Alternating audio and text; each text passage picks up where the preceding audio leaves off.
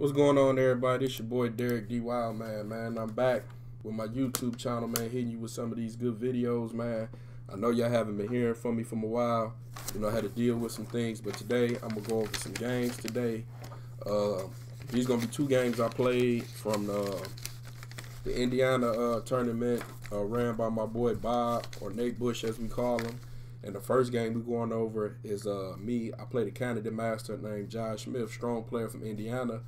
The time control was game in 45 with a 5-second increment. I had the black pieces in this game. He went D4. I played knight F6. He went C4. After C4, I played E6. E6, he went knight C3. A lot of people don't know, I've been playing the Nemesis Indian for a while. I actually got into the Nemesis Indian from Roman, from the chess openers from White and Black series. So that's what I played. It's pretty simple. You know what I'm saying? It always goes with my theme of fighting for the center. Knights before bishops and get castled. Bishop B4 standard. White played F3. And when White played F3, Josh played F3. I'm not familiar with this line, excuse me, but when he played F3, it automatically showed me that he was trying to play E4 and gain more space in the center. So after F3, I answered him with pawn C5, just to strike in the center. So, for example, if he'd have played E4, I'd have took. After C5, he went D5. I captured. He captured. I went D6, giving myself like a backwards pawn. Kind of, you know what I'm saying? But after that, game continued. E4. I castled. He went bishop D3. I went rook E8. Just getting the rook on the open file. You know what I'm saying? Maybe threats of even me capturing D5. I mean, stuff that you're going to see, just simple stuff. Rook E8, he went knight 1 E2. After knight 1 E2, I always say finish your development. Knight 8 to D7, he castles. I just play A6. Reason I just play A6 just in case, you know, grab some space on the queen side if I need it to be. He played A4. I went knight E5, securing my knight. I'm not taking this bishop, not now, because, you know, this bishop is blocked by his pawns, and my knight is kind of stronger. Knight E5, bishop G5, he puts a pin on me. Kick it out, H6. After H6, bishop H4. This is where we get to the position where I feel like I'm comfortable. And during this game, I know it's played with a quick time control. After this position, I felt like my opponent, coming into this game, I was 1894. He was like, I think he was 2073. I felt like the reason I won this game is because he didn't have a clear plan and didn't understand what's going on during the game. My chess coach and the guy I take lessons from, he always tell me, always have a plan. A bad plan is better than no plan at all. And I felt like I had a plan that he didn't. And that's why I won this game. Bishop H4. I went knight G6 just to be aggravating and chase the bishop away, hoping for like bishop F6, queen F6, so I could have a bishop pair, and he doesn't have the bishop pair. So after knight G6, he went bishop F2. I just played this quiet move, bishop D7, just to develop the piece. Maybe in the future, play B5, gain space on the queen side. After bishop D7, he went queen C2. Still, I feel like in this game, White doesn't know what he's aiming for. After queen C2, I just put a rook on C8. I'm just making natural moves. To me, I still don't understand what White is trying to accomplish. After rook C8, he brought the knight to G3. After knight G3, excuse me, I brought my knight to F4. I'm still pushing my pieces forward. I still feel like he doesn't have a plan and he's trying to figure out as he goes. I'm just pretty much playing what the board gives me. So after knight F4, my opponent went knight C, E2. And I think this is where I came up with something clever. After knight C, E2, I took here on D3. Even though I think this was a bad bishop because it's protected, you know, blocked in by his pawns. I took, he took, and I got this move in B5. And remember, this game was played with a quick time control, like you said, 45 plus 5. So when I played B5, I knew I had an advantage on the wing, 3 pawns to 2. And if we trade it off, I could kind of like create, you know, hopefully a pass pawn if we go to the end game. He didn't take AX B5, you know, AX B5. I just guessed that was too much for him. He went B3. I think that was kind of passive. After pawn B3, I captured. I'm not saying it's the best move. The engine doesn't even like that move. The engine likes queen E7, but I captured BXA4, BXA4. queen a5.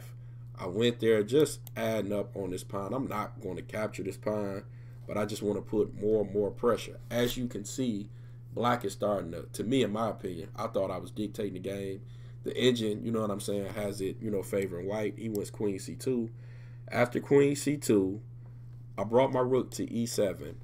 And I had a plan of maybe moving this bishop to e8 and coming over here, doubling up on the b pawn. b5, I apologize. But rook e7, I'm still trying to figure out what he gonna play. Knight f4. I'm still kind of lost. Bishop c3 was a good move just to be annoying. Bishop c3, he went rook a3. After rook a3, I went bishop b4. Bishop b4, he went rook a2. And I just went for it. I played pawn c4. After pawn c4, I apologize. I was expecting bishop d4. I really was. We kind of got into like time pressure a little bit. I was really expecting bishop d4. To me, it looked like the most aggressive move, centralizing your bishop, putting a threat on f6, and then these knights could kind of swing into the king side. He played king h1 first, and I think he let me catch a break with that. I immediately played bishop c5. Like my coach always said, you want to trade off like his most, to me, strongest piece. And I think I just had to eliminate that bishop. He take bishop c5. I captured rook c5. He went rook b1. As you look at the position, I just feel comfortable because I feel like he's more of a solid, not like aggressive player. He's just waiting on me to make a mistake. And when you get a lot of higher rated players playing players, they higher rated, they wait for their opponent to make a mistake. And I don't think I made a crucial mistake. And after rook b1, I went rook c8. And like you said, this was played in a quick time control. Rook c8 was played. I don't know. I'm still thinking about coming here and double up the rooks. But anyway, this is where it gets weird. He came up with h4.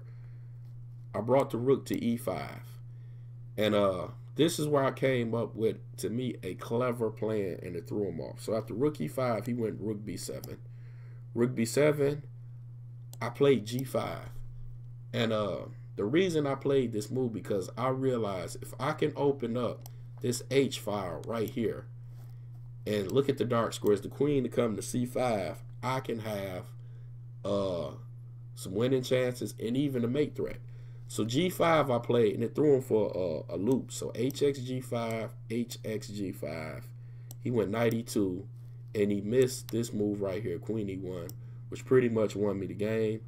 Queen e1, knight g1, king g7, rook h8, come over, pretty much game over.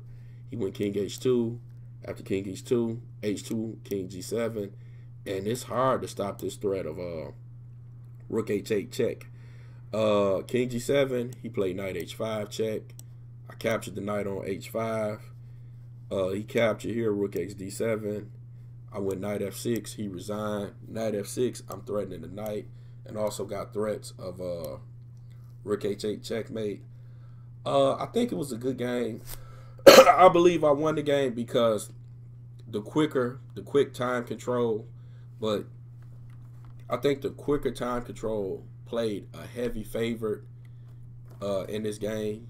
He was a very strong player. I think, like I said, in this position, I just feel like my opponent didn't have a good plan, and I did. So that was my game against Josh Smith. Thank you. Appreciate it. Have a blessed day. I'm back streaming videos. Support this channel. Subscribe. And I'm going to try to put out a video every week. Thank you very much. God bless.